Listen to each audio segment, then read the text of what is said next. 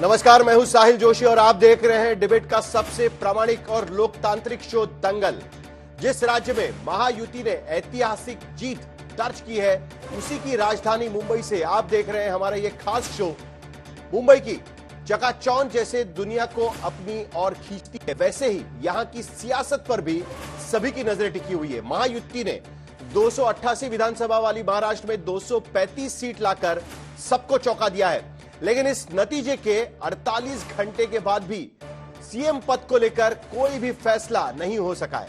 अब सवाल उठ रहा है कि आखिरकार कहां पेच फंसा हुआ है। क्या महायुति के घटक दल यानी बीजेपी, शिवसेना और एनसीपी के बीच सीएम पद को लेकर कुछ खटपट है, या फिर जितना बाहर से दिख रहा है उतना अंदर से ही मामला और जटिल बन गया है। क्या शिंदे गुट के दावे में दम या फिर किसी फॉर्मूले के जरिए महायुति में रास्ता तलाशा जा रहा है? कुल मिलाकर यह भी सवाल पूछ रहे हैं कि आखिरकार कौन बनेगा महाराष्ट्र का मुख्यमंत्री। इसी सवाल की गुत्थी सुलझाने के लिए आज हम एक बड़े पैनल के साथ में हैं, लेकिन सबसे पहले देखिए हमारी एक खास रिपोर्ट।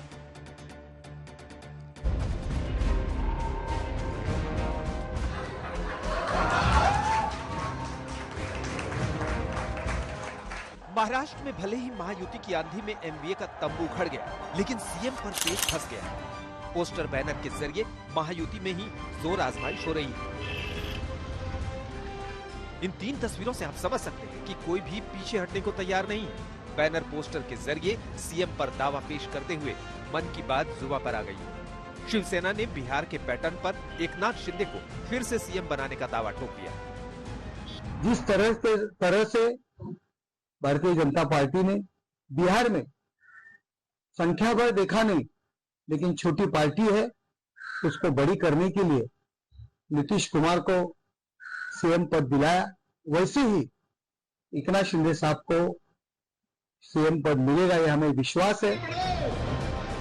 लेकिन ऐसा करते हुए शिवसेना के नेता बिहार के सियासी वातावरण को समझने में भूल कर रहे हैं। महाराष्ट्र की तुलना बिहार के सियासी समीकरण से नहीं हो सकती, क्योंकि बिहार में बीजेपी के पास कोई इतना बड़ा चेहरा नहीं जो नीतीश को मात दे सके, जबकि महाराष्ट्र में फडणवीस जैसा बड़ा चेहरा बीजेपी के पास है।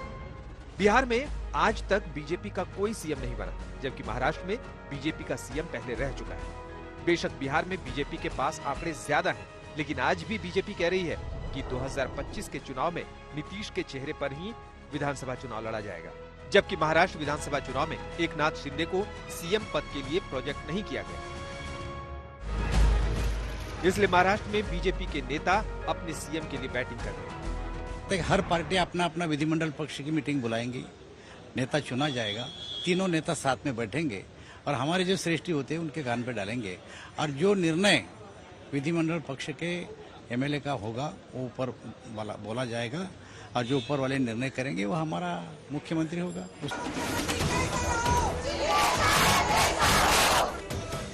ऐसे में अब सवाल उठता है कि एकनाथ शिंदे की पार्टी की एक बार फिर सीएम पद पर नजर क्यों है? चुनाव में नेतृत्व बेशक महायुति ने शिंदे को सीएम प्रोजेक्ट नहीं किया, लेकिन उन्हीं के सीएम रहते हुए चुनाव लड़ा गया, तो शिवसेना मौजूदा जनादेश को अपनी सरकार के समर्थन में देखती। लाडली बहन योजना जैसे प्रमुख पहल के लिए शिंदे गुट श्रेय ले रही है, जिसने चुनाव में बड़ी जीत में अहम भूमिका निभाई। खुद को मराठा नेता के रूप में पेश करते हुए मराठा मतदाताओं को महायुति की तरफ खींचने में कामयाबी मिली। शिवसेना को लगता है कि सीएम पद पर बने रहने से विधायकों के बीच तालमेल बनाना और यूबीटी जैसी विपक्षी ताकतों का मुकाबला करना आसान हो जाता है। हालांकि जीत के बाद जब फडणवीस, शिंदे और अजित पवार साथ आए थे तो कहा था कि मिलकर फैसला करेंगे। हमारी तीनों पार्टियां बैठेगी। हमारे जैसे आपको बताते हैं, जैसे हमने सीटों का बंटवारा हुआ, हमें कोई मतभेद हमारे में नहीं थे, आज भी कोई मतभेद नहीं है।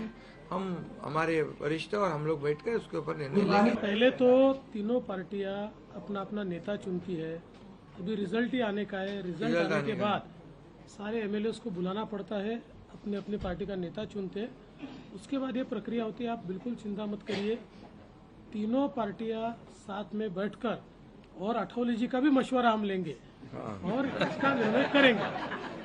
महाराष्ट्रातल्या जनतेने विकासाकडे बघून महायुतीला प्रचंड अशा प्रकारचं जे यश प्राप्त करून दिलंय। शिंदे को जब सीएम बनाया गया था तब महाराष्ट्र के हालात अलग थे। अब आंकड़े भी बदल गए हैं और बीजेपी के पक्ष में माहौल भी। महाराष्ट्र विधानसभा की 288 सीटों पर महायुति ने 235 सीट जीतकर इतिहास रचा है। बीजेपी ने 132 सीटों पर कब्जा किया है, जबकि शिवसेना को 57 सीटें मिली है, जबकि एनसीपी को 41 सीटें मिली है। बाकी 5 सीटें छोटे सहयोगियों को मिली। सब मुझे भी लगता है, मेरी पार्टी की भी भूमिका है कि हमारे देवेंद्र जी महाराष्ट्र के मुख्यमंत्री हो, लेकिन महायुति का मुख्यमंत्री होगा, तीनों पार्टी में समन्वय होकर मुख्यमंत्री होगा और हमारा केंद्रीय नेतृत्व इस विषय पर आखिर शिक्कामोर्तब और तय करेगी। यही वजह है कि महाराष्ट्र में बीजेपी सीएम पद के लिए दावा कर रही है। विधानसभा चुनाव में 89% स्ट्राइक रेट के साथ 2014 की तुलना में अधिक संख्या हासिल की। मजबूत मतदाता जनादेश उनके दावे को मजबूत करता है। 2019 के राजनीतिक घटनाक्रम और 2024 लोकसभा चुनाव में खराब प्रदर्शन के बाद बीजेपी कार्यकर्ताओं का मनोबल गिरा हुआ था। बीजेपी की 2029 के चुनाव स्वतंत्र रूप से जीतने की आकांक्षाओं के लिए सीएम की भूमिका महत्वपूर्ण है। बीजेपी का सीएम प्रशासनिक नियंत्रण सुनिश्चित करता है, जिससे गठबंधन असहमति कम होती है। भारतीय जनता पार्टी ने संगठन धर्म निभाने की कोशिश करने की एक परंपरा बनाई है, तो स्वाभाविक रूप में हम संगठन धर्म मतलब जो अलायंस धर्म है उसको साथ में लेकर जितनी सारी अटकलबाजियां चल रही है उनको समाप्त करेंगे। ऐसा नहीं कि बीजेपी के सीएम की मांग सिर्फ बीजेपी वाले ही कर रहे हैं। बीतते समय के साथ अब अजित पवार भी बीजेपी का सीएम चाहते हैं और इसकी कुछ सॉलिड वजह भी है। समन्वय में आसानी। बीजेपी का सीएम खास तौर पर देवेंद्र फडणवीस गठबंधन की गतिशीलता को सरल बनाता है, क्योंकि बीजेपी सबसे बड़ी पार्टी है। व्यक्तिगत तालमेल फडणवीस के साथ अजित पवार के मजबूत कामकाजी संबंध उनकी पसंद को और मजबूत करते हैं। महाराष्ट्र में 26 नवंबर यानी विधानसभा का कार्यकाल कल पूरा हो रहा है, लेकिन सीएम पद को लेकर महायुति में अब भी सस्पेंस है। उम्मीद है इस खामोशी से जल्द ही पर्दा उठेगा और नए सीएम के नाम का ऐलान होगा। पटना से रोहित सिंह, मुंबई से अनुज ढकरास, दिल्ली से मौसमी सिंह के साथ साहिल जोशी, मुंबई आज तक।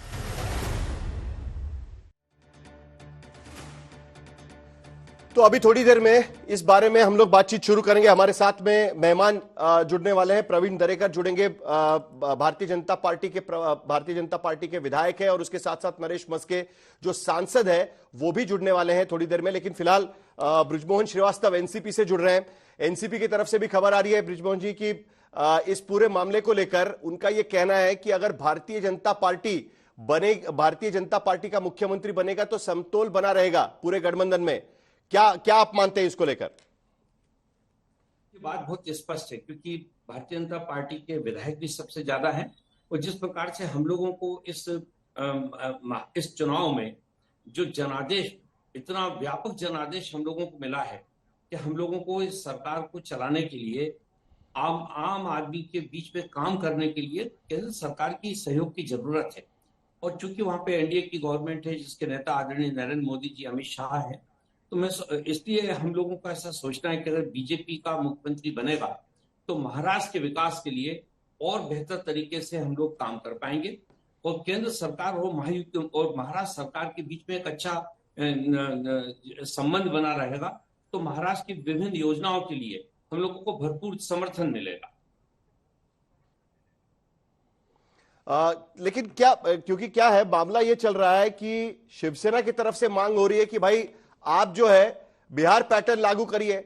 बिहार में जिस तरीके से नीतीश कुमार को कम सीटें होने के बावजूद भी उनको मुख्यमंत्री बनाया था, वही पैटर्न आप लागू करिए। ठीक है, देखिए उनको भी अपनी बात कहने का हक है। पहले तो आप ये समझिएगा साहिल भाई, एनडीए में जितने भी घटक दल हैं ये लोग बहुत आपस में एक दूसरे के साथ संवाद करते हैं और हर पहलू का बेहतर तरीके से विश्लेषण करते हैं। यहाँ ऐसा नहीं है कि कोई किसी पे अनावश्यक रूप से दबाव डालता हो। अगर किसी की संख्या ज्यादा है तो दबाव डाले, इस ढंग की परंपरा हमारे महायुति के गठबंधन में नहीं है।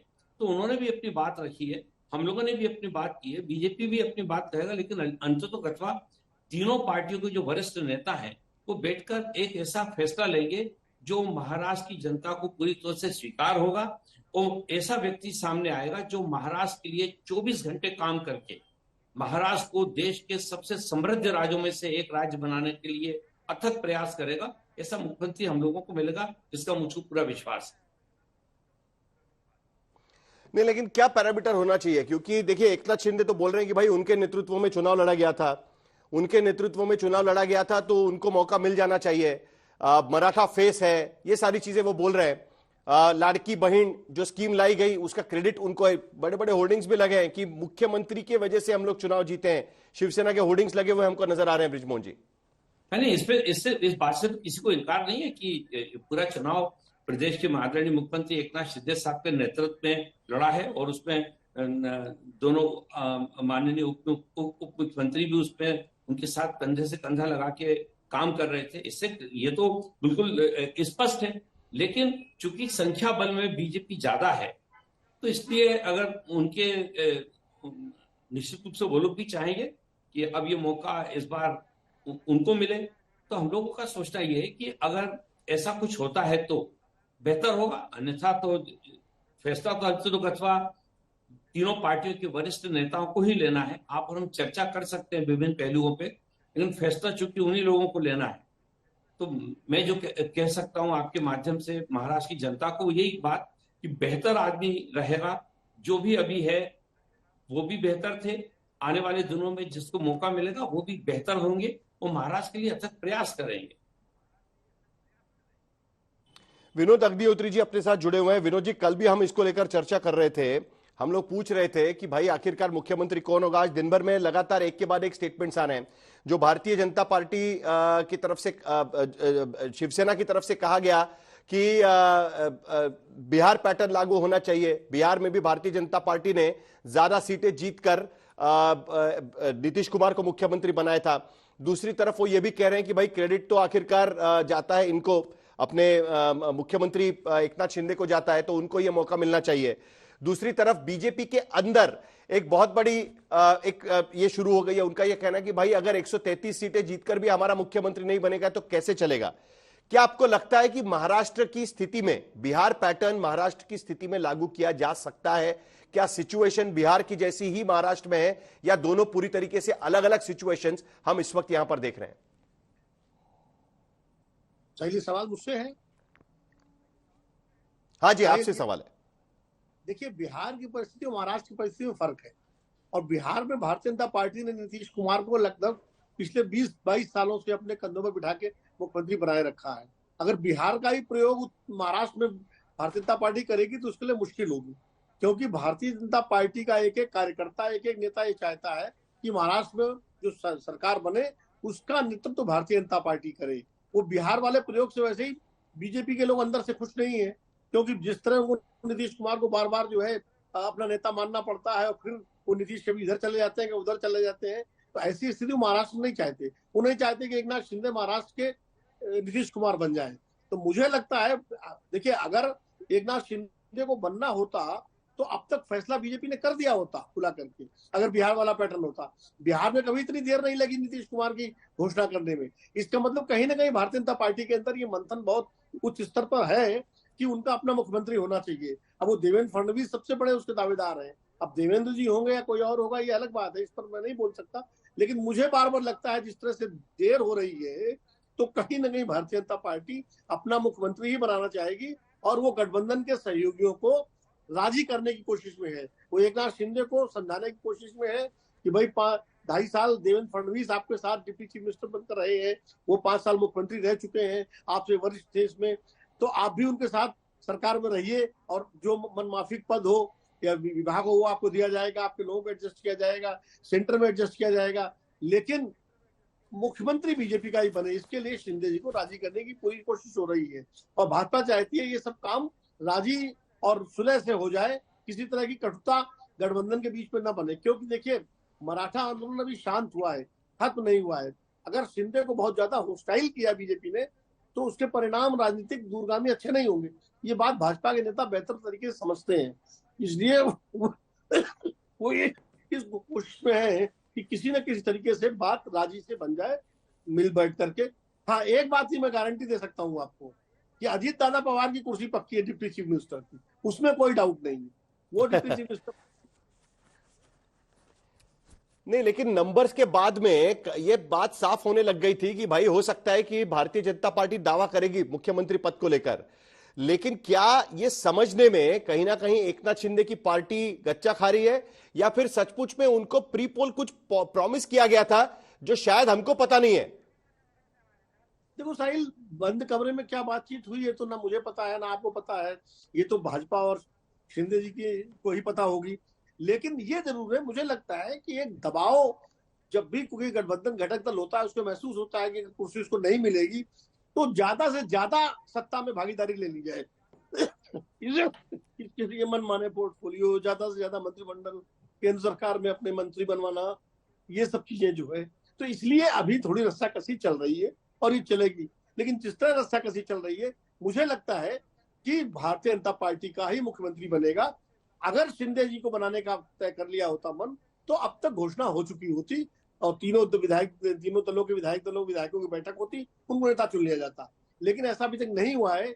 इससे मेरा राजनीतिक अनुमान ये कहता है कि भारतीय जनता पार्टी अपने नेता को ही मुख्यमंत्री बनाना चाहती है। ये उसके लिए ऐतिहासिक मौका है, ऑल टाइम बेस्ट। मौसमी सिंह हमारे साथ जुड़ी हुई है बीजेपी मुख्यालय से। मौसमी, आप बीजेपी नेताओं से वहां पर बात कर रही थी, एक बड़ा एक माहौल तैयार किया जा रहा है कि बीजेपी का मुख्यमंत्री होना चाहिए।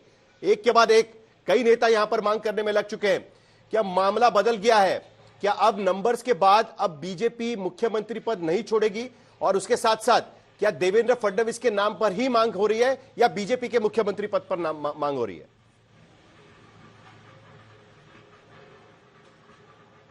देखिए साहिल, जिस तरह से बीजेपी कार्यकर्ता बिल्कुल जोरदार तरीके से दम भर रहे हैं कि बीजेपी का ही मुख्यमंत्री होगा, और उस पर एक भी ऐसा कार्यकर्ता या नेता नहीं मिल रहा जो उसके साथ साथ देवेंद्र फडणवीस का नाम नहीं जोड़ रहा है, और उस पर यह भी कह रहा है कि कोई भी 50-50 का फॉर्मूला भी नहीं चलेगा, हम 2.5 साल के लिए भी तैयार नहीं होंगे। तो एक तरीके से ये तो साफ है कि राज्य इकाई बिल्कुल जो है काफी उत्साहित है, और कहीं ना कहीं उनको लगता है कि 2.5 साल का मौका एकनाथ शिंदे को दिया, एक छोटे भाई को बड़ा भाई बना के रखा, अब देवेंद्र फडणवीस की बारी है, बीजेपी की बारी है, और ये मौका हमें गंवाना नहीं चाहिए। तो कहीं ना कहीं जो पोस्चरिंग है जो राज्य में है वो बिल्कुल क्लियर कट है। 2 टूक यहाँ पे राज्य के जो स्थानीय नेता हैं वो इस बात को कह रहे हैं कि बीजेपी का ही मुख्यमंत्री होना चाहिए। हालांकि ये रायशुमारी जरूर चल रही है, पर संजय राउत से भी हमने बात की तो वो भी लगातार इस पे चुटकी ले रहे हैं। एकनाथ शिंदे को अब देवेंद्र फडणवीस के अंडर ही काम करना पड़ेगा, ये तो पहले से ही साफ था।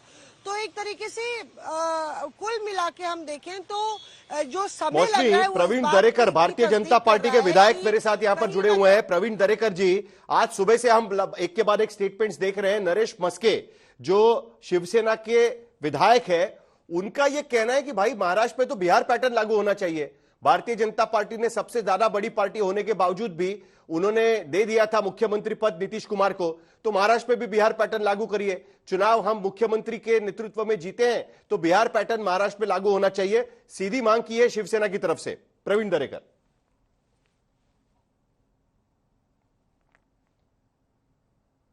एक जिम्मेदार सांसद अभी बन गए, वो क्या कार्यकर्ता केवल नहीं है, और उनका वो मुझे लगता नहीं कि वो पार्टी का अधिकृत मत है। उन्होंने उनकी भावना प्रकट की है और शिंदे साहब के नेतृत्व में लड़े, ये सच है। लेकिन ये जीत है, उसके लिए भारतीय जनता पार्टी ने जी जान लगाया है। प्रधानमंत्री नरेंद्र मोदी साहब से लेके अमित भाई से लेके जेपी नड्डा से लेके केंद्रीय मंत्री नेता, और महाराष्ट्र में नितिन गडकरी साहब और देवेंद्र जी दिन रात सभा करते थे, स्ट्रेटेजी करते थे। तो इसका मतलब वो सीएम थे, इसलिए उनके नेतृत्व में लड़े, और तभी इनके नेतृत्व में लड़ेंगे मतलब यही सीएम बनेंगे, ऐसा कुछ नहीं था। और मुझे लगता है उनका मांग करना, इच्छा प्रकट करना गलत है, ऐसा मैं जरा भी मानता नहीं। हर कार्यकर्ताओं को, हर नेताओं को अपने पार्टी का प्रमुख नेता वो सीएम पद पे जाए ऐसा लगता है, वो उनकी भावना है। जैसा नरेश मस्के का मत है, वैसा हमारे अजित दादा के कार्यकर्ताओं का मत है कि उनका दादा को भी 41 सीट मिले, उनका मुख्यमंत्री बने। और वो दोनों को लगता है ऐसा भारतीय जनता पार्टी के हर कार्यकर्ताओं को कि अपना संख्या भी बड़ी है, ये चुनाव जो मैनेजमेंट है, स्ट्रेटेजी है, ताकत है, परिश्रम है, सब हम किया है। और हमारे कार्यकर्ताओं को नाराज करके कई सीटें भी दी है। कई जगह तो देवेंद्र जी ने उम्मीदवार के साथ सीट दी है, तो हमारा हक बनता है। तो इधर बिहार पैटर्न लगेगा नहीं लगेगा वो नरेश मस्के के हाथ में नहीं, मेरे हाथ में नहीं है। बिहार की परिस्थिति वैसी थी इसलिए वैसा हुआ। महाराष्ट्र में जब भी परिस्थिति थी सरकार बदलना था, क्योंकि महाराष्ट्र का मुंबई का विकास नहीं हो रहा था। हम भूमिका ली, जो 5 साल सीएम थे देवेंद्र जी, और डीसीएम करके काम किया। लेकिन आज वैसी परिस्थिति नहीं है। आज वन साइड मैंडेट महाराष्ट्र की जनता ने महायुति को दिया है। महाराष्ट्र मोदी साहब के पीछे खड़ा है, देवेंद्र जी शिवसेना ये सोच सकती है ना प्रवीण दरेकर जी, इसलिए प्रवीण दरेकर जी हाँ। शिवसेना तो ये सोच सकती है ना कि भाई जब सरकार बदलनी थी तब तो आपने हमको दिया। जब लोकसभा चुनाव में बुरी तरीके से हारे तब तो हमारे कहने पर लाडली बहना लागू की, क्योंकि लाडली बहना हमारा ब्रेन चाइल्ड है, ये उनका दावा है। अब उसके आधार पर हम जीते हैं, लेकिन बीजेपी की सीटें बहुत ज्यादा आई है तो मुख्यमंत्री पद हमसे छीन रहे हैं, हमारा अधिकार बनता है मुख्यमंत्री पद पर। ऐसा अगर वो सोचेंगे तो गलत हो गया क्या फिर? तो उनकी सोच का आप विचार करते हो तो भारतीय जनता पार्टी के कार्यकर्ता की भी सोच का विचार करो ना। तुम आपको शिंदे साहब को क्या लगेगा, उनके कार्यकर्ताओं को क्या लगेगा, तो भारतीय जनता पार्टी के कार्यकर्ता को क्या लगेगा? जो 148 छोड़ के बाकी सीट में हमारे नेता परिश्रम कर रहे थे, वहां लड़े नहीं, हमारे कार्यकर्ता मिलजुल के काम किया, तो उन्होंने क्या ऐसा ही करने का क्या, दूसरा ही सीएम बनाने का और देखते रहने का? हमारे भी कार्यकर्ताओं की भावना है क्या नहीं है? तो हमारा भी इच्छा है, उनकी इच्छा रहने में कोई भी नहीं, लेकिन आप उसका जस्टिफाई मत करो। हमारा भी कार्यकर्ता का भावना, हमारी इच्छा, महाराष्ट्र की जरूरत, कैंडिडेट करके देवेंद्र फडणवीस साहब, उनकी कारकीर्द, उनकी कैपेसिटी, उनका एडमिनिस्ट्रेटिव वकूफ, ये सब देखना चाहिए ना। अबे बिहार में परिस्थिति आज वैसी परिस्थिति नहीं है ना। और 132 सीट्स, 5 अपक्ष, 137 सीट होके हम सीएम पद छोड़ने का, और हम इच्छा नहीं प्रकट करने की, और आपको वो साइन उनकी पड़ी है, तो मुझे लगता है ये न्याय नहीं हमारे साथ हो रहा है। और इसके लिए 3 प्रवीण दरेकर जी, हमारा शीर्षस्थ नेतृत्व प्रवीण दरेकर जी, हाँ साहिल, प्रवीण दरेकर जी, भाई हमको किसी की नहीं पड़ी, हमको नहीं पड़ी है किसी की। हमारे साथ अभी देखिए नरेश मस्के भी ज्वाइन, नहीं नरेश मस्के हमारे साथ ज्वाइन किए हैं। आपको किसकी पड़ी नहीं, थोड़ी हमारी चिंता करो, ऐसी रिक्वेस्ट है, हमारी चिंता करो। चलिए सुन लीजिए ना, हमारी रिक्वेस्ट है, जैसा आप बोलते हो। चलिए नरेश मस्के हम सांसद है शिवसेना के, वो ज्वाइन किए हुए हैं। नरेश मस्के जी, ये बिहार पैटर्न कहां से आ गया महाराष्ट्र में? बिहार की स्थिति अलग है, महाराष्ट्र की स्थिति अलग है। प्रवीण दरेकर कह रहे थे कि भाई 137 सीट जीतने के बाद भी भारतीय जनता पार्टी छोड़ दे मुख्यमंत्री पद, ऐसे कैसे हो सकता है? प्रवीण दरेकर अभी प्रोग्राम में है, आपके साथ जुड़े हुए हैं। बिहार पैटर्न कहां से लागू करेंगे नरेश मस्के जी महाराष्ट्र में? ये देखो, हमने हमारी इच्छा प्रकट की है, आखिर निर्णय महायुति के नेता लेंगे। मैं शिवसेना का कार्यकर्ता हूं, मैं शिवसेना का सांसद हूं। मुझे अगर पूछेगा सीएम कौन, मेरे को पूछा आपको क्या लगता है सीएम कौन होना चाहिए, तो मैं उसका आंसर दिया कि मैं जिस पार्टी से काम करता हूं, मैं जिस पार्टी से जुड़ा हूं, तो उसका नेता सीएम बने, ये मेरी इच्छा है। आखिर जो निर्णय है वो तो महायुति के नेता लेंगे। हर एक पार्टी के कैडर को लगता है मेरा नेता सीएम होना चाहिए। और जो बिहार पैटर्न सुबह से जो शुरू है, ये देखो बिहार में भी नीतीश कुमार जी को कम संख्या मिले, उनका कम विधायक चुन के आए, लेकिन भारतीय जनता पार्टी ने उनको सीएम की चांस दिया, उनको नीतीश कुमार जी को सीएम बनाया। वैसे ही हम लोगों ने, मैं रिक्वेस्ट किया कि वह बिहार में जैसे आप लोगों ने बड़ा दिल करके, आप तो बहुत बड़ी पार्टी है, तो हमें ऐसा लगता है, मैं एक पार्टी वर्कर करके, हमारा नेता जो एकनाथ शिंदे साहब है, उनको आप सीएम बनाओ। हर एक पार्टी को कार्यकर्ता को लगता है कि अपना पार्टी का नेता सीएम होना चाहिए, वैसा भारतीय जनता पार्टी को भी, लीडर को भी लगेगा, कार्यकर्ताओं को भी लगेगा हमारी इतना सीट है तो हमारा भी सीएम होना चाहिए। मैं मेरा मत बताया कि मेरा ये क्या मेरा पार्टी करके क्या पार्टी का स्टैंड है कि हमें ही चाहिए, नहीं ऐसा कुछ नहीं है। मुझे अगर मैं केडर हूं वो पार्टी का तो मुझे लगेगा ना कि मेरा नेता सीएम बनना चाहिए, वैसा मैं मेरा मत वहां प्रकट जी। नरेश मस्के जी को आप ही जवाब दीजिए कि भाई बिहार पैटर्न हो सकता है कि नहीं, बड़ा दिल दिखाइए, उनका कहना है बड़ा दिल दिखाइए दरेकर जी। नहीं, बड़ा दिल दिखाने का ठेका खाली भारतीय जनता पार्टी ने लिया नहीं, सब लोग ने बड़ा दिल करके इस महाराष्ट्र के लिए इकट्ठा काम करने की आवश्यकता है। महाराष्ट्र की जनता ने विकास के लिए मैंडेट दिया है और इसलिए हम सीएम मैं बनेगा तू बनेगा इसका ज्यादा प्रदर्शन और झगड़ा लोगों के सामने आएगा तो महाराष्ट्र की जनता को दुख लगेगा। तो इसलिए मुझे लगता है कि हम लोग वाद विवाद न करें। जैसा नरेश मस्के को लगता है वैसा मैं बोला ना, हर पार्टी के नेताओं को लगता है और प्रचार में भी आप देखोगे कि सब तीनों नेताओं ने परिश्रम किया, बहुत पसीना बहाया, उसमें कोई भी दोहरा ही नहीं है ना। सब लोग इकट्ठा काम किया, एडजस्टमेंट किया, अगर सीटों में बंटवारे में एडजस्टमेंट किया, हम लोग तो इतना एडजस्टमेंट किया कि 8-10 उम्मीदवार के साथ हम लोग सीट दिया है, जो उम्मीदवार भी अच्छे हम लोग दिए जो कि अभी चुन के आए हैं। तो ऐसा हम किधर वो हिसाब किताब नहीं करना चाहते हैं, लेकिन जैसा नरेश वापस तो नहीं बुलाना चाहते उनको, हम विद्यार्थी सेना से इकट्ठा काम किया है ना, वो तो हम रोज बात करते हैं। लेकिन वो मेरे को पूछता था तो बोलता था अपन घाई नहीं करेंगे स्टेटमेंट देने की।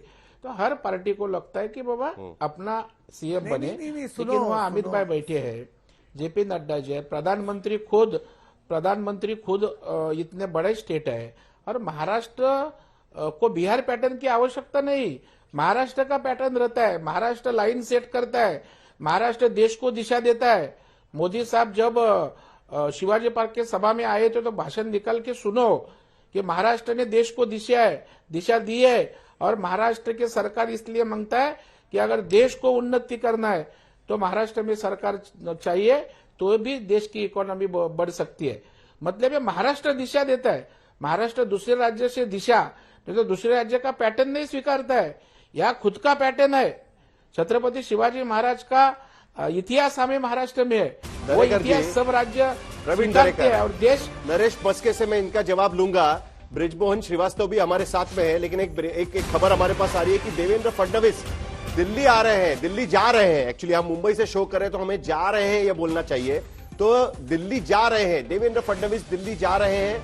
वहां पर लोकसभा के अध्यक्ष ओम बिरला उनका एक कार्यक्रम है, उसके लिए वहां पर वो जाएंगे, दिल्ली देवेंद्र फडणवीस जाएंगे। उसके बाद कुछ मुलाकातें भी शायद वहां पर हो सकती है और कल परसों तक इस मामले में कुछ आखिरी फैसला महाराष्ट्र के मुख्यमंत्री पद को लेकर हो सकता है, इस तरीके की बातचीत चल रही है।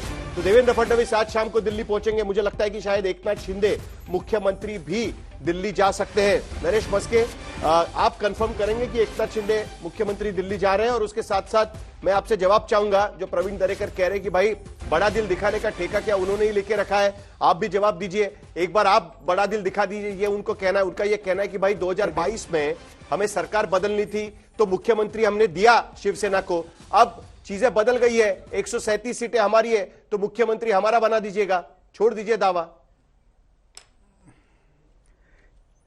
ये देखो, मुख्यमंत्री कौन बनेगा उसका निर्णय महायुति की बड़े नेता लोग लेंगे। मैं मेरा कहना कहा, मुझे अगर मीडिया पूछेगी आपको कौन लगता है मुख्यमंत्री होना चाहिए, तो मैंने उसका जवाब ये दिया कि मुझे लगता है, मैं वो पार्टी का कार्यकर्ता है, मेरा पार्टी का नेता मुख्यमंत्री बनना चाहिए। और जो 2022 में देखो जो एकनाथ शिंदे जी ने भूमिका ली, सबको अंक पे लेके, टिक्का टिप्पणी लेके, जिस पार्टी में कितने सालों से काम कर रहे वो पार्टी को इकट्ठा लेके जो भूमिका ली और तभी वो मुख्यमंत्री बने। भारतीय जनता पार्टी की सहायता से, उनके माननीय नरेंद्र मोदी जी के आशीर्वाद, अमित शाह जी का नेतृत्व और दोनों के वजह से वो मुख्यमंत्री बने, ये हम लोग मान रहे, हम उसको वो कभी हम लोग इनकार नहीं कर रहे। और इसी बार उनके नेतृत्व में अगर इलेक्शन लड़ा है तो मुझे तो लगेगा ना मेरा पार्टी का नेता मुख्यमंत्री बनना चाहिए, लेकिन निर्णय तो बड़े नेता लोग लेंगे। हम किधर उसमें झगड़ा कर रहे हैं, हम लोग बोल रहे हैं, इसमें कुछ भी हम लोग बोल नहीं रहे कि बाबा देखो ये महाराष्ट्र में हम हमारा स्टेटमेंट भी देखो, माननीय मुख्यमंत्री एकनाथ शिंदे जी के साथ देवेंद्र फडणवीस जी, अजीत दादा, पार्टी के सभी मंत्रीगण, सब विधायक, पूरा कार्यकर्ता, पूरा पार्टी महायुति के लोग एक साथ मिलकर इलेक्शन लड़े। उसमें कोई झगड़ा, उसमें कोई वाद विवाद होने का सवाल ही नहीं आता। लेकिन अगर कोई पूछेगा कि मुख्यमंत्री कौन बने, तो मुझे मेरा पार्टी का नेता मुख्यमंत्री बनना चाहिए, ऐसा ही मैं बोलूंगा। मैं ऐसा कैसा बोलूंगा कि दूसरा बृजमोहन श्रीवास्तव हमारे साथ में है, महायुति का एनसीपी के प्रवक्ता हमारे साथ में है, वो निर्णय तो हमें मानने का ही है। एनसीपी के प्रवक्ता हमारे साथ में है बृजमोहन श्रीवास्तव। बृजमोहन जी, आप देखिए, आप सुन रहे हैं, दोनों की बात सुन रहे हैं। आप एक थर्ड अंपायर के रूप में आप हमको बताइए कि भाई आपकी चॉइस क्या होगी। क्या आपको अभी भी लगता है कि भारतीय जनता पार्टी का ही मुख्यमंत्री होना चाहिए? नरेश मस्के और प्रवीण दरेकर आने के पहले आपसे जो मैं बातचीत कर रहा था, आप जरा एक बार रिपीट कर दीजिए तो उस पर भी हम सवाल पूछ सकते हैं। बृजमोहन श्रीवास्तव जी। प्रवीण भाई, मैं थर्ड एम्पायर नहीं हूं, मैं भाई नरेश जी और भाई प्रवीण जी के साथ ही। हम तीनों इस बात से पूरी तौर से सहमत हैं कि महायुति की सरकार बनाने के लिए जो जनता ने हम लोगों को जनादेश दिया है, वो इतना व्यापक जनादेश है कि उस पर यह मुद्दा ही नहीं है कि कौन मुख्यमंत्री बनना चाहिए।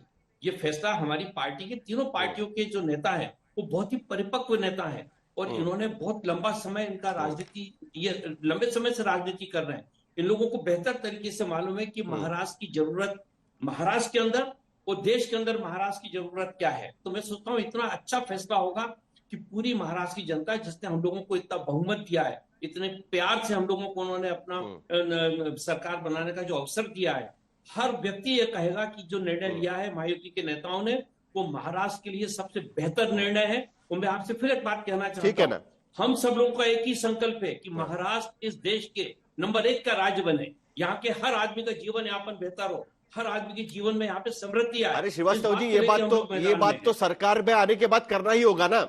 श्रीवास्तव जी, ये बात तो सरकार में आने के बाद करनी ही होगी, ये तो अपेक्षा है ही आपसे, उसमें तो कोई दो राय नहीं है। लेकिन नहीं ठीक है ना, संकल्प अच्छी बात है ना कि सरकार में आने वाले हर किसी को यही संकल्प करना चाहिए, उसमें तो कोई दो राय होनी ही नहीं चाहिए। सवाल ये है कि आप जो कह रहे थे कि भाई बीजेपी की सबसे ज्यादा सीटें जीत कर आई है तो उनका मुख्यमंत्री होना चाहिए, तो क्या अभी भी आपको यही लगता है? यही मैं आपसे पूछ रहा हूं ना, और क्यों आपको लगता है वो भी पूछ रहा हूं आपसे मैं। देखिए, बहुत ही स्पष्ट है इस मामले में, ये एक चर्चा का बिंदु है कि जिसको अगर किसी के पास ज्यादा सीट आ गई है और अगर वो दावा करते हैं तो निश्चित रूप से बाकी के लोगों को उस पर चिंतन करना होगा। दबाव किसी प्रकार का नहीं है, खींचतान बिल्कुल नहीं है।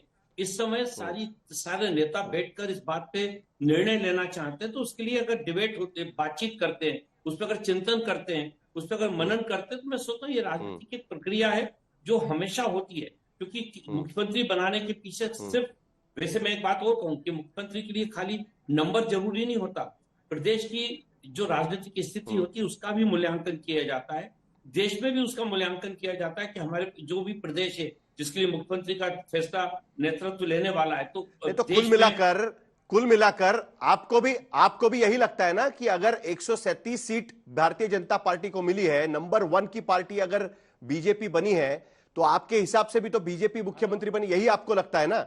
और उसके लिए तो एक आसान भी होगा ना आपके लिए कि भाई एकनाथ शिंदे और आप एक ही बराबर हो जाएंगे, यानी शिवसेना और आप एक ही बराबर हो जाएंगे। शिवसेना का मुख्यमंत्री बनेगा तो थोड़ी अड़चन तो आपको होगी ना उसको लेकर। नहीं, मैं इस बात से सहमत नहीं हूं। हम लोग कोई बराबरी किसी के साथ नहीं कर रहे, हम सब लोग एक नाव के सवार हैं और हम लोगों का एक ही मकसद है कि हम मंजिल तक बहुत आसानी से पहुंचे, बगैर किसी नाचफाकी के पहुंचे। अभी हम लोगों को 5 साल काम करना है साहिल भाई। हम आज अगर इस मुद्दे पे चर्चा करेंगे तो ये 5 साल हमारे लिए कठिन हो जाएंगे। वो साथ ही साथ जो जनता ने हम पे विश्वास किया है वो जनता के साथ भी विश्वासघात हो जाएगा। हम लोग कोई ऐसा काम नहीं करने वाले जिससे इस प्रकार का कोई संदेश जाए। ये बात सच है कि आप लोग इस मुद्दे को बहुत गंभीरता से ले रहे हैं, बहुत आप इसमें तरह तरह का मीडिया, तरह तरह के आप लोगों के अपने एंगल है, लेकिन हम लोगों का एक ही दृष्टिकोण है कि तीनों नेता गठबंधन के लिए बेहतर निर्णय लें और एक प्रदेश के लिए एक अच्छा प्रदेश को पहुंचे। नरेश मस्के, बृजमोहन श्रीवास्तव भी ठीक है, वो कह रहे हैं कि भाई अंतिम फैसला तो लेना पड़ेगा महायुति के नेताओं को वगैरह, लेकिन वो भी कहीं ना कहीं हिंट कर रहे हैं कि भाई जिसका ज्यादा जीते हैं सीटें उनको दे देना चाहिए। तो ये ज्यादा सीटों वाला मामला पहले तय हुआ था क्या महायुति के बैठक में, जब पहली आप लोग की मीटिंग हुआ करती थी सीट डिस्ट्रीब्यूशन में और ये सब चीज, या अभी जीतने के बाद मतलब अभी आंकड़े बदल गए हैं तो बीजेपी अब कह रही है कि भाई हमको तो मुख्यमंत्री पद चाहिए? देखो, मैं एक छोटा कार्यकर्ता हूं, क्या पहला बातचीत हुआ है, क्या तय हुआ ये मुझे मालूम नहीं है, लेकिन मुझे तो इतना पता है कि मुख्यमंत्री के नाम पे कुछ डिसीजन नहीं हुआ था, कौन होएगा कौन नहीं होएगा, जो मेरी जानकारी है। और श्रीवास्तव जी के डिस्कशन में भी ये आया कि सिर्फ नंबर्स को महत्व नहीं देना चाहिए, राज्य की सिचुएशन देखो, राज्य की कंडीशंस देखो और उसके ऊपर भी डिसीजन होना चाहिए। महायुति में हम लोग सब इकट्ठे हैं, सीएम पद के बारे में कोई भी खींचतानी नहीं है। जो हो रहा है वो डिसीजन जो नेता है हमारे एनडीए के वो लोग लेंगे, कुछ भी तान तनाव कुछ भी नहीं है। लेकिन देखो, मांगने का काम करने का रहता है। पिछले टाइम में शिंदे साहब ने जो भूमिका ली, इसीलिए आघाड़ी की सत्ता जाके युति की सत्ता आई। ये भी लोगों के महाराष्ट्र के लोग जानते हैं। उन्होंने जो डिसीजन लिया, उन्होंने जो डेयरिंग किया, इतना आसान काम नहीं था। वो इतना आसान काम नहीं था। शिंदे साहब ने जो सैक्रिफाइस किया, इतने साल से जो पार्टी में काम करते थे, वो सबको अंक पे लेके जो उन्होंने काम किया, इसीलिए हमें भी लगता है कि वो सीएम होना चाहिए। उन्होंने भी जो मेहनत की, उनके साथ में देवेंद्र जी ने भी मेहनत की, अजीत दादा ने भी मेहनत की। उनके मेहनत के बारे में कुछ भी संदेह हम लोग नहीं करते। तीनों ने मिलके ये सत्ता लाई है। शिंदे साहब का जितना रोल है उतना ही देवेंद्र फडणवीस साहब का रोल है, अजीत दादा का भी उतना रोल है, सर्वसामान्य हमारे पार्टी का कार्यकर्ता का भी रोल है। दरेकर साहब तो मेरे नेता हो, बहुत बड़े नेता है, मैं छोटा कार्यकर्ता हूं। लेकिन मुझे अगर पूछेगा तो मेरा आंसर यही रहेगा कि मेरा नेता, मेरा पार्टी का जो नेता है, मैं कार्यकर्ता हूं, मेरा नेता सीएम होना चाहिए, ये मुझे लगता है। और आंकड़ों का खेल जो महाराष्ट्र में, पूरे हिंदुस्तान में उदाहरण एग्जाम्पल हुआ है, बिहार में भी भारतीय जनता पार्टी के आंकड़े बहुत से। हम लोग छोटे हैं तो छोटा आदमी, बच्चा ही अपने पिताजी के पास हट कर सकता है ना कि मुझे ये दे दो, क्योंकि हम लोग छोटे हमको मानते हैं, हम लोग बड़े नहीं मान रहे। आप बहुत बड़े हैं, आपकी बहुत राज्यों में सत्ता है, एक महाराष्ट्र की सत्ता अगर आप हमें देंगे, हम किससे मांगेंगे? हमारे बुजुर्ग लोगों के पास ही हमारा मांगेंगे ना, मांग करेंगे। और वैसी मांग जो जैसे बिहार ने आप किया, जैसे हरियाणा में सैनी साहब के नेतृत्व में इलेक्शन लड़ा, और जब खट्टर साहब थे 6 महीने पहले सैनी साहब के ऊपर रिस्पॉन्सिबिलिटी दी और सत्ता आने के बाद सैनी जी को सीएम बनाया, वैसे हम लोग बोल रहे कि हमारा नेता है, आप सबका नेता है, अगर आप उन्हें देंगे तो हमें खुशी लगेगी। हमारे बुजुर्ग लोगों से पास से, बड़े लोगों के पास ये नहीं मांगेंगे, मांग करके तो फिर किसके पास मांग करेंगे? उसी तरह की मांग है हमारा। इसमें कोई भी झगड़ा नहीं है, कोई भी तान तनाव नहीं है। महायुति के नेता लोग जो निर्णय लेंगे वो निर्णय से हम बांधिल है। बृजमोहन जी, क्या आपकी भी कोई मांग है? आपको भी लगता है कि अजीत पवार को मुख्यमंत्री होना चाहिए, या आपको लगता है कि भाई ठीक है, हम लोग तो महायुति के पार्टनर है, हम लोग को उप मुख्यमंत्री पद चल जाएगा? साहिल भाई, देखिए कि मैं सोचता हूँ इसमें बहुत लंबी बात हो गई। हम महाराष्ट्र के विकास की अगर बात करें तो हमको हमारा सर विकास की बात करेंगे, सरकार बन जाएगी तब कर लेंगे उसके बारे में। नहीं, पर सरकार विकास की बात भी करेंगे, सरकार बन जाएगी तो उसमें भी करेंगे, और उस पर हम लोग बातचीत कर चुके हैं कई बार। क्या आपकी मांग है तो बता दीजिए, अगर या तो आप बोल दीजिए कि भाई हमारे तो मुख्यमंत्री पद में कोई रस नहीं है, हम लोग तो उप मुख्यमंत्री पद से खुश है करके आप बोल दीजिए तो मान लेते हैं हम लोग। बिल्कुल हमको तो महायुति में जो भी फैसला होगा वो हम लोगों के हृदय से स्वीकार है। उसमें हमको किसी भी प्रकार का, राष्ट्रवादी कांग्रेस पार्टी का कोई भी नेता उसमें किसी प्रकार की कोई आपत्ति नहीं लेगा, ये मैं आपसे जरूर अधिकृत रूप से कह सकता हूं। और हम लोग पूरी तौर से इस समय हमारा एक ही फोकस है कि हमको जो जनादेश दिया है महाराष्ट्र की जनता ने, उसके लिए हम पूरी शक्ति के साथ एकजुट होकर क्योंकि देखिए ये जो चुनाव हुआ है तो जितना बड़ा जनादेश मिला ये इसलिए मिल पाया कि तीनों नेताओं ने, पार्टी के हमारे कार्यकर्ताओं ने, जमीनी स्तर पर जो हमारा कार्यकर्ता था उसने एकजुट होकर इस संदेश को आम आदमी तक पहुंचाया है कि महायुति की सरकार अगर बनती है तो महाराष्ट्र का समग्र विकास होगा, और इसको जनता ने विश्वास स्वीकार किया है। और निश्चित रूप से उसमें बहुत बड़ी भूमिका आदरणीय नरेंद्र मोदी जी की है, आदरणीय अमित शाह साहब की है, भूपेंद्र यादव जी की है, अश्विनी वैष्णव जी की है, देवेंद्र फडणवीस साहब की है, अजीत दादा पवार की है, एकनाथ शिंदे साहब की है। ये तो है ही इस पूरे ये नहीं, बट आपको ये ठीक लगता है ना कि देखिए ऐसा है, सैनी जी को जिस तरीके से हरियाणा में मुख्यमंत्री बनाया गया, वो मुख्यमंत्री थे, हरियाणा में भी माना जा रहा था कि शायद हार जाएंगे, जीत गए तो सैनी साहब को रिपीट किया, तो महाराष्ट्र में भी एकनाथ शिंदे मुख्यमंत्री थे, क्या उनको रिपीट करना ठीक होगा? क्योंकि देखिए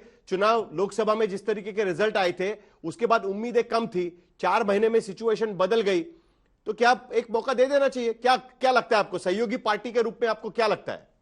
देखिए क्या है, एक राज्य की परिस्थिति को हम दूसरे राज्य से जोड़कर फैसले लेने की बात नहीं कह सकते। हरियाणा में उस समय क्या स्थिति थी, वहां पे क्या इनर डायनेमिक्स थे पॉलिटिकल, और क्या वहां की पॉलिटिकल डिमांड्स थी, उसकी मुझे इतनी जानकारी नहीं है। लेकिन मैं महाराष्ट्र के लिए जरूर कहना चाहता हूं कि जितना बड़ा जनादेश महाराष्ट्र को दिया है महाराष्ट्र की जनता ने, तो वो हमसे ये अपेक्षा रखती है कि हम सारे लोग मिलकर संवेदनशीलता के साथ बगैर किसी विवाद के इस महाराष्ट्र की सरकार को बनाने के लिए योजना बनाए और बेहतर तरीके से हम लोग काम करें, जिससे कि जनादेश का सम्मान हो सके। आखिर में विनोद अग्निहोत्री जी, ये सब आप डिबेट सुन रहे थे, आप पूरी बातचीत सुन रहे थे, क्या ये फैसला आसानी से होगा? अभी भी किसके नंबर ज्यादा आपको नजर आ रहे हैं और अलग अलग बातें यहां पर हो रही है। 2 दावेदार तो स्पष्ट रूप में मुझे नजर आ रहे हैं, भाजपा और शिवसेना। एनसीपी तो कह रही है कि भाई जो भी महायुति डिसाइड करेगी उनका उतना दावा नजर नहीं आ रहा है। तो क्या आपको लगता है, आखिर में मेरे पास 30 सेकंड का समय है सिर्फ, विनोद अग्निहोत्री जी? नहीं, देखिए फैसला अगर आसान होता तब तक हो गया होता। फैसला निश्चित रूप से बहुत ही थोड़ा मुश्किल भरा है, क्योंकि शिवसेना जो है वो अपना दावा आसानी से छोड़ने वाली नहीं है और भारतीय जनता पार्टी मौका आसानी से छोड़ने वाली नहीं है। एक को मौका मिला है, दूसरे का दावा है, ये देखना है। और जहां तक बिहार की बार बात होती है, देखिए बिहार की महाराष्ट्र से कोई तुलना नहीं है। बिहार में नीतीश कुमार जब 2005 में मुकम्मल सरकार बनी थी तब सिंगल लार्जेस्ट पार्टी थी और लगातार वो 2020 तक जो सिंगल लार्जेस्ट पार्टी रहे, 2020 2020 उनसे आगे। बड़ा इंटरेस्टिंग है मामला। यहाँ परिस्थिति दूसरी है, यहाँ बीजेपी नंबर्स ने, अग्निहोत्री जी जी आप सही कह रहे हैं कि एक तरीके से बीजेपी को मौका मिल गया है, नंबर्स उनके फेवर में इतने आ गए हैं। 137 127 37 विधायक आज की स्थिति में बीजेपी के साथ में खड़े हैं, 144 का बहुमत है। ऐसे में मुख्यमंत्री पद कैसे खो दे, ये बीजेपी कह रही है। तो दूसरी तरफ दावा कर रही है शिवसेना, उनका कहना है कि भाई हमारे नेतृत्व में चुनाव लड़ा गया था, जीते हैं तो क्रेडिट और मुख्यमंत्री पद दोनों हमें मिलना चाहिए। इसी बात को लेकर दरअसल मामला फंसा हुआ है। देवेंद्र फडणवीस मुख्यमंत्री, पूर्व उप मुख्यमंत्री महाराष्ट्र के, अभी गए हुए हैं, दिल्ली गए हुए हैं। देखते हैं कि वहां से क्या खबर लेके आते रहे। फिलहाल दंगल में मेरे साथ बस इतना ही, लेकिन देश और दुनिया की बाकी खबरों के लिए आप देखते रहिए आज तक।